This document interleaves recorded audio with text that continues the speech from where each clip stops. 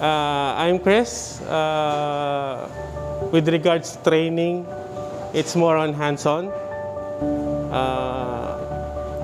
It's simple, yet complex.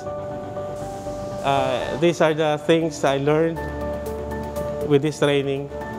And of course, I would like to thank Sir Chris and the rest of the team who makes this workshop possible.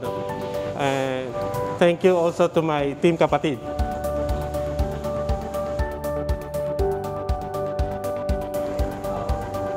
Ako po si Alimusaman Bidiator, taga Baloilao del Norte.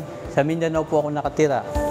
Bali, ito lang pinuntahan ko ng Maynila para lang mag-training ng aluminum prinure at saka yung glass. Salamat sa Panginoon Allah dahil sa binigay niya sa akin na nakapunta ako dito. At saka sa trainer namin na si Sir Chris, at saka si Sir Adrian, at saka yung mga kasama ko na si Renato, at saka si Sir Chris, sa tulong na binigay niyo.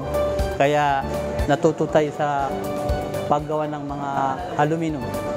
Kaya nagpapasalamat din ako sa inyo, sa Alumprenyo, One Sky Harrow, sa ginawa niyong project para makatulong kayo sa mga taong hindi marunong gumawa. Yun lang po. Salamat. Magandang umaga po sa ating lahat. Ako po si Renato Flores Jr. from Nueva Vizcaya, and papasalamat po ako sa ating trainer si Sir Chris and Sir Adrian, at sa team kapatid si Boss Ali at saka si Sir Christopher. Thank you po, at marami tayong natutunan dito, especially sa mga glass and aluminum profiles. Yan lamang po. Thank you. Una po sa lahat, nagpapasalamat po ako sa ating Panginoon Diyos at sa ating Panginoong Jesucristo. At nakasama po namin yung team kapatid na sila Sir Ali, sila Sir Chris, sila Sir Renato. At yun nga po, nandito po yung One Sky Harrow Institute.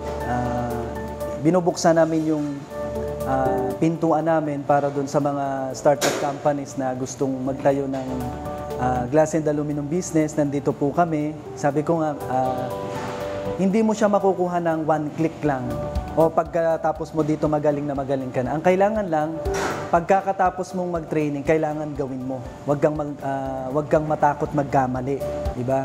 Kasi the more na mas marami kang mga pagkakamali, mas lalo kang gagaling. Nandito naman po yung support ng One Sky Harrow Institute. Makakaasa po kayo sa amin kung halimbawa may mga pagkakataon na talagang may mga project kayong malalaki at hindi magawa. Nandito kami, i-guide namin kayo at iso-support namin kayo. Lakasan nyo lang yung loob nyo.